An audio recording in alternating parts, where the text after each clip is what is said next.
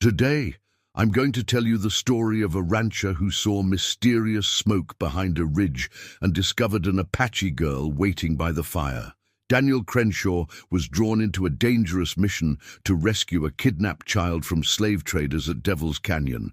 But what happened next left everyone in shock. Please subscribe to our channel and comment where you're listening to this story from. The mysterious fire.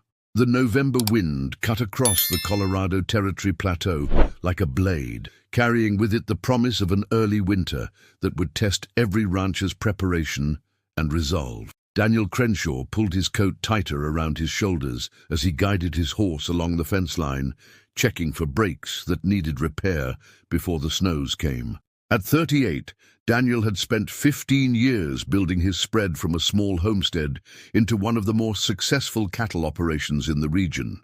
His weathered hands and sun-lined face told the story of countless days spent under the harsh, high-country sun, while his steady brown eyes reflected the practical wisdom that came from surviving in unforgiving territory. The wind shifted, and Daniel caught a scent that made him rein in his horse immediately. Smoke. Not the clean smell of a chimney fire or the acrid odor of a wildfire, but the distinct aroma of burning wood from a carefully tended campfire. Standing in his stirrups, Daniel scanned the rolling landscape around him. His ranch covered nearly 2,000 acres of grassland and rocky hills, bounded on the north by a series of low ridges that marked the beginning of rougher country.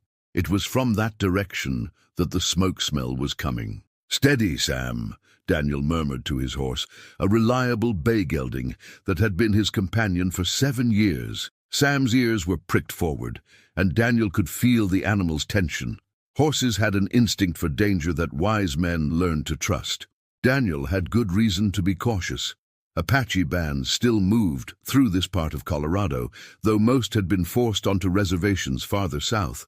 Recent reports from neighboring ranches told of livestock disappearing and buildings being burned, though no one had actually seen the raiders responsible. Spurring Sam toward higher ground, Daniel rode to a rocky outcropping that would give him a better view of the area beyond the ridge. What he saw when he reached the vantage point made his breath catch in his throat. A thin column of smoke was rising from a sheltered valley about a mile away, barely visible above the scrub oak and pine that dotted the landscape. But smoke meant people, and people in this remote area usually meant trouble of one kind or another. Daniel's first instinct was to ride back to the ranch house and gather some of his men before investigating. But something about the smoke bothered him. It was too small and controlled to be a raiding party's fire, and too isolated to be travelers on the main trail that ran 15 miles to the east. Making a decision that went against his usual caution, Daniel guided Sam down the far side of the ridge, following deer trails and cattle paths that wound through the broken country toward the source of the smoke. He kept his Winchester rifle loose in its scabbard and his eyes constantly moving, watching for any sign of an ambush. The terrain became increasingly rough as he descended into the valley, with scattered boulders and thick stands of brush that could hide a dozen men. But the only sounds Daniel heard were the wind in the trees and the occasional call of a hawk circling overhead. As he drew closer to the smoke, Daniel dismounted and ground-tied Sam behind a screen of juniper trees. Moving on foot, he worked his way carefully toward what appeared to be a small clearing surrounded by tall rocks, a natural shelter that would be invisible from most directions. The smell of smoke grew stronger, mixed now with the aroma of cooking meat that made Daniel's stomach rumble despite his apprehension. Whoever was camped here had been hunting successfully and knew how to prepare their kills properly. Daniel crept to the edge of the clearing and peered through the branches of a low pine tree. What he saw was so unexpected that he had to blink several times to make sure his eyes weren't playing tricks on him. Sitting beside a small, expertly built fire was a young Apache girl, perhaps 12 or 13 years old, turning a rabbit on a makeshift spit. She wore traditional clothing, a buckskin dress decorated with beadwork and small brass bells that chimed softly when she moved. Her long black hair was braided with colored ribbons, and she appeared to be completely alone, But it wasn't just her presence that surprised Daniel. It was her behavior. The girl wasn't hiding or acting like someone on the run. Instead, she seemed to be waiting, glancing frequently toward the exact spot where Daniel was hidden, as if she knew he was there and expected him to reveal himself. Daniel remained motionless for several long minutes, studying the scene and trying to understand what he was looking at. The girls' camp was well-organized and permanent-looking, with a lean-to shelter built against the rocks and supplies arranged with the efficiency of someone who intended to stay for a while. More puzzling still was the girl's apparent calm. If she was a refugee from some raid or conflict, she should be nervous, constantly watching for pursuit. Instead, she tended her fire with the peaceful concentration of someone completely secure in her surroundings. Finally, the girl looked directly at Daniel's hiding place and spoke in clear, unaccented English. "You can come out now, Mr. Crenshaw. I've been waiting for you." Daniel felt his blood turn to ice. How did she know his name? How had she detected his presence when he'd been certain he was well concealed? And most importantly, what did she mean by saying she'd been waiting for him? Keeping his hand near his pistol, Daniel stepped out into the clearing, his eyes never leaving the girl's face. She appeared to be exactly what she looked like, a young Apache maiden who had somehow ended up alone in the Colorado wilderness. But her knowledge of his name suggested this encounter was far from accidental. "Who are you?" Daniel asked, his voice steady despite his confusion. "And how do you know who I am?" The girl smiled, and Daniel was struck by how adult her expression seemed despite her obvious youth.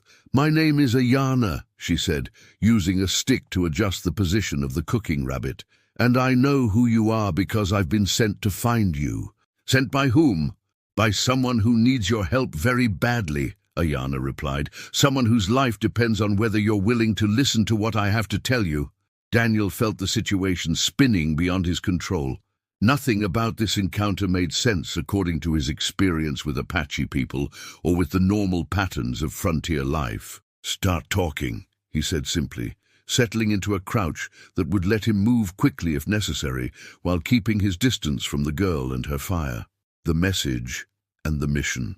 Aiyana removed the rabbit from the fire and set it aside to cool, her movements deliberate and unhurried, despite Daniel's obvious tension. She gestured to a flat rock near the fire that would serve as a seat. "Please, Mr. Crenshaw, what I have to tell you will take some time, and you'll want to be sitting when you hear it." Daniel remained standing, his hand still resting near his pistol. "I'll hear what you have to say from right here. Start with how you know my name and what you're doing on my land." "Your land extends to the creek about half a mile south of here," Aiyana said calmly.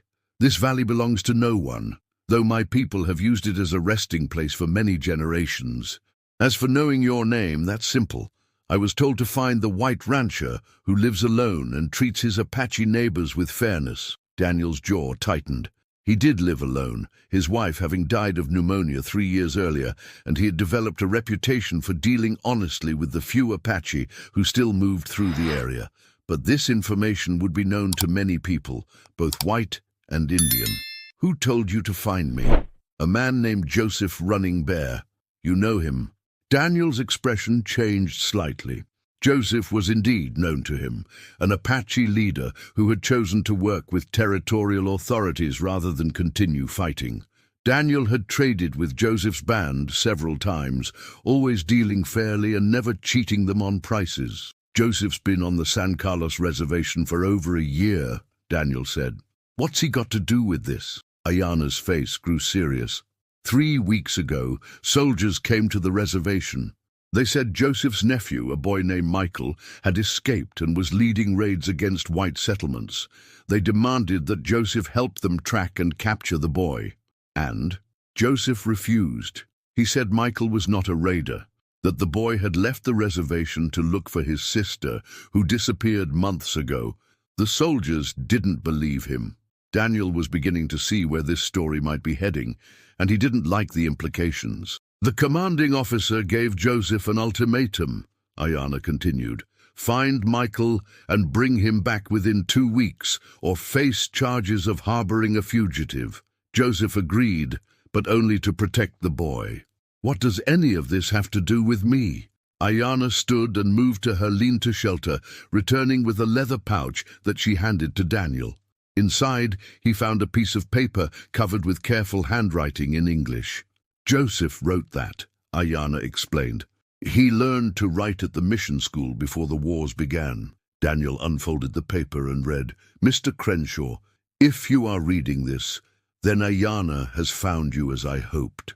I need your help desperately. My nephew Michael is not a raider, but soldiers will kill him if they find him first. He seeks his sister Elena, taken by slave traders 6 months ago. I have found evidence of where she might be held, but I cannot reach her without being seen as breaking reservation law. You are known as an honest man. Will you help save 2 children who have done nothing wrong except try to find each other? Joseph Running Bear. Daniel looked up from the letter to find Aiyana watching him intently. Where is Joseph now? Still searching for Michael, trying to find him before the soldiers do, but time is running out. The 2 weeks are almost finished. And Michael, where is he? Close. I can take you to him, but first you must decide if you're willing to help. Daniel folded the letter and handed it back to Aiyana. His mind was racing through the implications of what she was asking. Getting involved in a conflict between Apache fugitives and territorial soldiers could cost him everything. His ranch, his standing in the community, possibly even his life. Why me? Daniel asked. Joseph has other friends, other people he could ask. Because you're the only white man he trusts completely, Aiyana replied. And because you have something the others don't, which is, you know the country where Elena is being held. The old mining camp at Devil's Canyon. You've been there. Daniel felt his blood chill. Devil's Canyon was indeed familiar to him, but not for any pleasant reasons. The abandoned mining camp had a reputation as a place where outlaws and worse characters gathered when they needed to lay low. If Elena was being held there, her situation was desperate. How do you know I've been to Devil's Canyon? Joseph told me. He said you tracked rustlers there 2 years ago with the territorial marshal. You know the layout, the approaches, the hiding places. Daniel remembered that expedition clearly. He and Marshal Williams had followed stolen cattle to the canyon, only to find the camp temporarily deserted.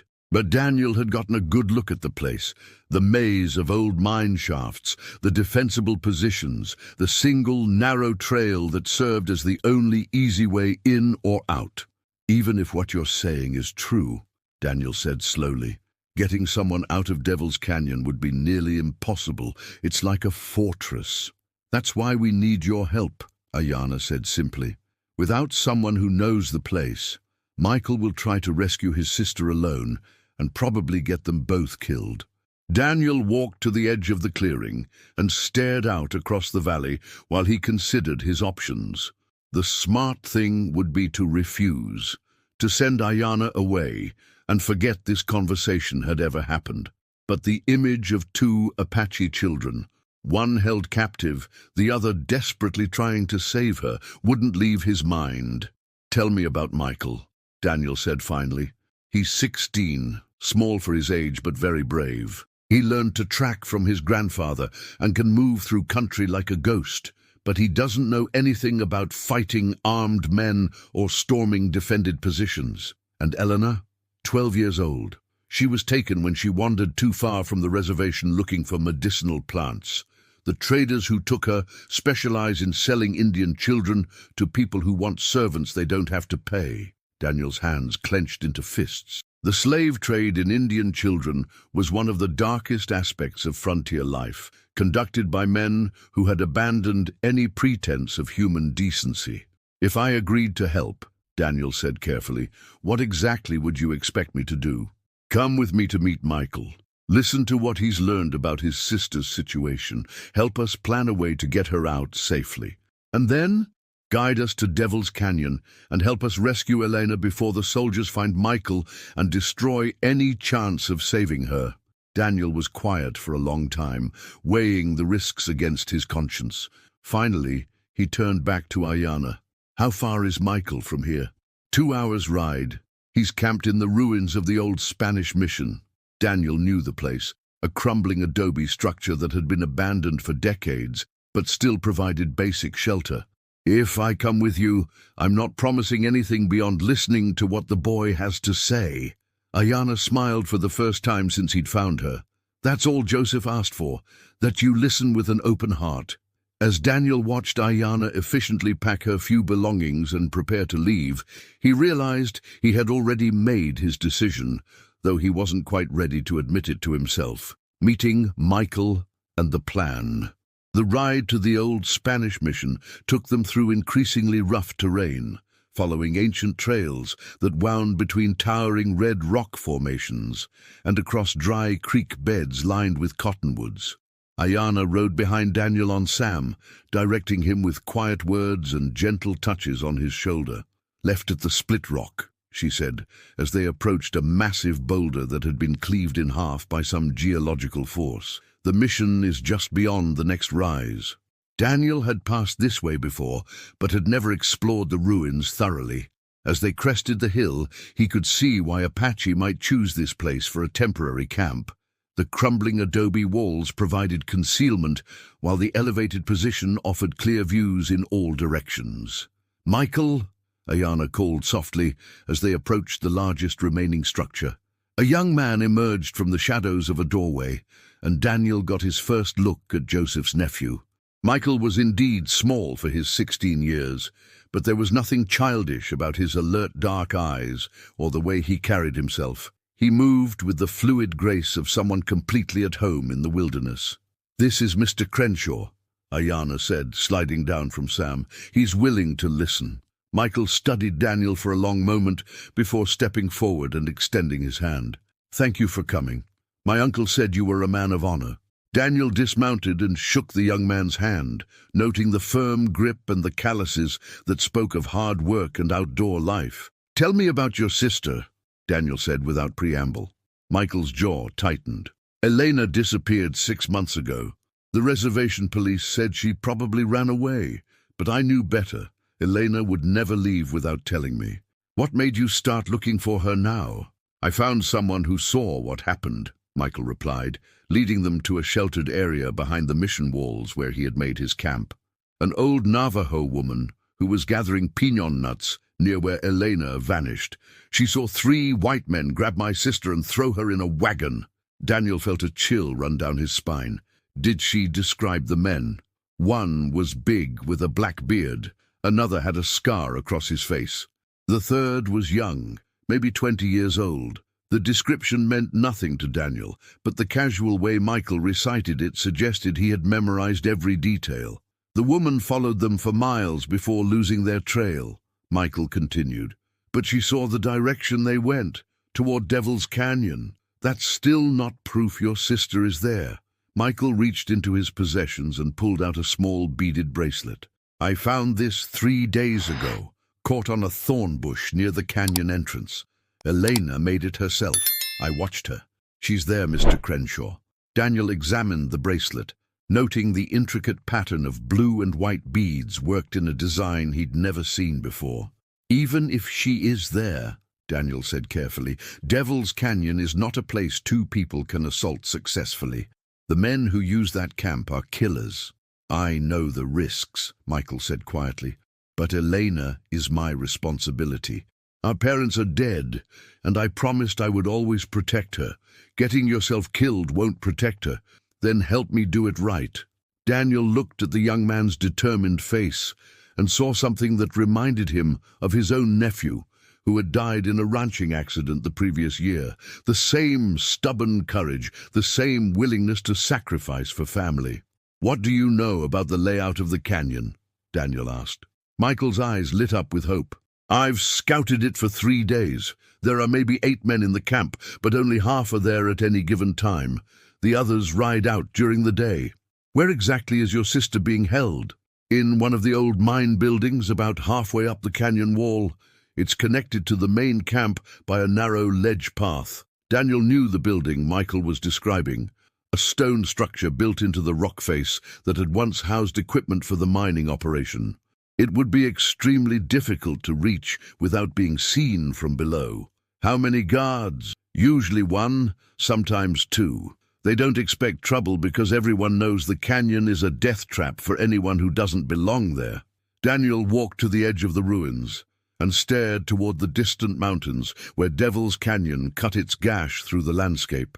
Everything about this plan screamed disaster, but the image of a 12-year-old girl held captive by slave traders gnawed at his conscience. "The smart thing would be to inform the territorial marshal," Daniel said. "Let the law handle this." "The law doesn't care about Apache children," Michael replied bitterly. "By the time they acted, Elena would be sold and moved far away." Daniel knew the young man was probably right. Apache had few advocates in territorial courts, and cases involving missing Indian children often received minimal attention from overworked lawmen. "If we were to attempt something this foolish," Daniel said slowly, "it would have to be done carefully. One mistake and we're all dead." "You'll help us?" Aiyana asked, hope evident in her voice. "I'll consider it," Daniel corrected. "But first I want to see this canyon for myself. If what you're telling me is accurate, there might be a way." Michael leaned forward eagerly. "What kind of way?" "The old mining tunnels," Daniel explained. "Some of them connect different levels of the canyon. If we could find one that leads near where Elena is being held." "You know about the tunnels?" "I explored a few of them when I was tracking those rustlers. Most are blocked or flooded, but some are still passable." For the first time since the conversation began, Michael smiled. "Then you'll really help us?" Daniel looked at the hopeful faces of the two young Apache and felt the last of his resistance crumble. "God help me," he said quietly. "But yes, we'll try to get your sister back." As they began planning their approach to Devil's Canyon, Daniel couldn't shake the feeling that he was about to embark on the most dangerous adventure of his life, the rescue at Devil's Canyon. 3 days later, Daniel crouched at the rim of Devil's Canyon as the pre-dawn darkness began to give way to grey light.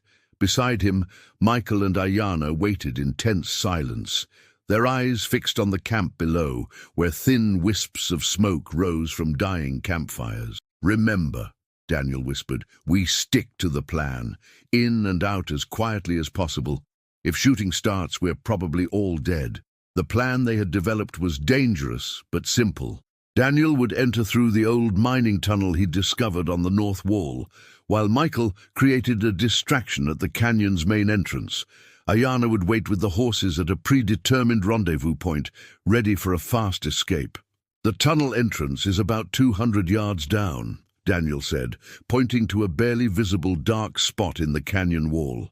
"Give me 30 minutes to get into position, then start your distraction." Michael nodded, his young face grim with determination. "Elena's building is the one with the barred windows, 3rd level up from the canyon floor." Daniel had studied the target through binoculars for hours.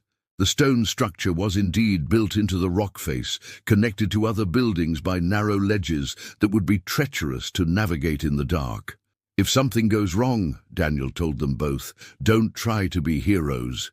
Get out and find Marshal Williams in Silver Creek. Tell him what happened here." "Nothing will go wrong," Michael said with the confidence of youth. Daniel hoped the boy was right, but his experience told him that plans rarely survived contact with reality. The descent into the canyon was harrowing. Daniel rappelled down the sheer rock face using ropes they'd brought, trying to move silently while fighting the urge to hurry. Every sound seemed amplified in the thin air, and he expected to hear shouts of alarm at any moment. The tunnel entrance was exactly where he'd remembered it. A black opening barely wide enough for a man's shoulders, half hidden behind a screen of scrub brush. Daniel squeezed inside and found himself in a narrow passage that sloped steeply upward into the heart of the canyon wall. Moving by feel rather than sight, Daniel worked his way through the tunnel, following passages he'd memorized during his earlier exploration.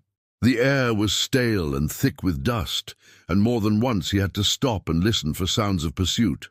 After what felt like hours, but was probably only 20 minutes, Daniel reached the chamber he'd been seeking, a natural cave that connected to the mining tunnels and had a narrow opening that looked out onto the ledge system where Elena was being held. Through the opening, Daniel could see the barred window of the stone building just 30 feet away. As he watched, a shadow moved behind the bars, and his heart leaped with hope. Someone was definitely being held in that room. The sound of gunshots echoing through the canyon told Daniel that Michael had begun his distraction.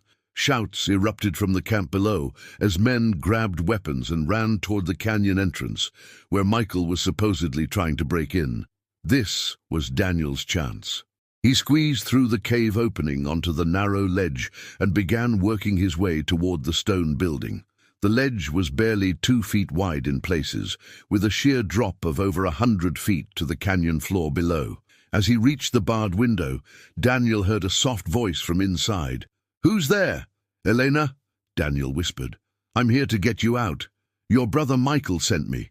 A young girl's face appeared at the window, dark eyes wide with hope and disbelief. "Michael, is he safe?" "He's fine, but we need to hurry," Daniel said, examining the iron bars that held her prisoner. They were old and corroded, probably dating back to the original mining operation. Using a small crowbar he'd brought, Daniel began working on the bars. The metal was weaker than it looked, and after several minutes of careful prying, he managed to bend one bar enough to create a gap large enough for the girl to squeeze through. "Can you climb?" Daniel asked as Elena emerged from her prison. "Yes," she said, though Daniel could see she was weak from poor food and confinement. The journey back across the ledges was nerve-wracking. Elena moved carefully but steadily, following Daniel's instructions precisely. Behind them, the sounds of gunfire continued as Michael kept the camp's attention focused on the canyon entrance. They had almost reached the cave opening when disaster struck. A loose rock, dislodged by Elena's foot, tumbled over the edge and crashed onto the canyon floor with a sound like thunder. "Up there!" a voice shouted from below. "Someone's on the ledges!" Daniel grabbed Elena and pulled her into the cave just as the first rifle shots began echoing off the canyon walls.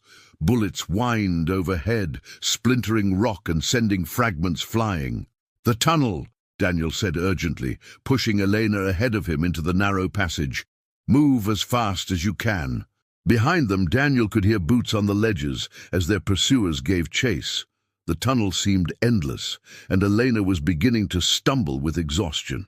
"I can't," she gasped, leaning against the tunnel wall. "Yes, you can," Daniel said firmly, taking her hand. "Your brother is waiting for you. We're almost there." With Daniel half carrying her, they finally reached the tunnel entrance. The rope Daniel had used for his descent was still in place, and he quickly rigged a harness around Elena's waist. "Trust me," he said, and began lowering her toward the canyon floor where Michael and Aiyana waited with the horses. The climb down seemed to take forever, with angry voices echoing from the tunnel behind them. But finally, Daniel's feet touched solid ground, and strong hands pulled him away from the canyon wall. "Elena!" Michael cried, embracing his sister with tears streaming down his face. "Mount up," Daniel ordered. "They'll be coming after us any minute." The ride out of Devil's Canyon was a blur of galloping horses, shouted curses, and the crack of rifle fire. But their pursuers were on foot and couldn't match the speed of mounted riders on open ground. 2 hours later, they stopped to rest beside a clear stream, finally safe from immediate pursuit. Elena was reunited with her brother. Aiyana smiled with satisfaction at a mission accomplished, and Daniel wondered what he'd gotten himself into. "What happens now?" Michael asked. "Now you disappear," Daniel said. "Take Elena somewhere safe, far from here, and tell your Uncle Joseph that his debt to me is paid." As he watched the 3 young Apache ride away toward their uncertain future, Daniel realized that sometimes the most dangerous decisions were also the most necessary ones. Some things were worth the risk: family, honor, and the simple belief that children deserved protection. He turned his horse toward home, already composing the story he'd tell if anyone asked about his recent absence. Some adventures, he decided, were better kept as secrets.